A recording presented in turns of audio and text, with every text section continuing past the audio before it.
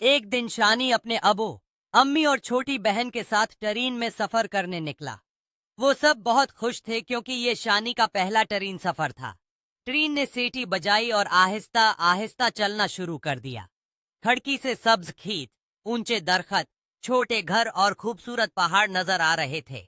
शानी हर मंजर को देखकर खुशी से मुस्कुरा रहा था। रास्ते में ट्रेन एक बड़े स्टेशन पर रुकी। शानी ने अपने अबू के साथ पानी लिया और वापस अपनी नशिस्त पर आ गया। उसने देखा कि एक बुजुर्ग मुसाफिर अपना बैग उठाने में परेशान है।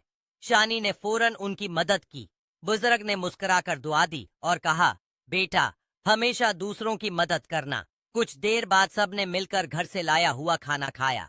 शानी ने खाने के बाद तमाम खाली रिपर्स को डस्टबिन में डाल दिया ताकि ट्रेन साफ सुथरी रहे। ये देखकर दूसरे मुसाफिरों ने भी सफाई का ख्याल रखा। सफर हंसी, बातों और खूबसूरत मनाजर में गुजरता रहा। आखिरकार ट्रेन अपनी मंजिल पर पहुंच गई और सब खुशी खुशी उतर गए। उस दिन शानी ने सीखा कि सफर सिर्फ नई जगह देखने का नाम नहीं, बल्कि दूसरों की मदद करना, सफाई का ख्याल रखना और अच्छे अखलाक अपनाना भी बहुत जरूरी है।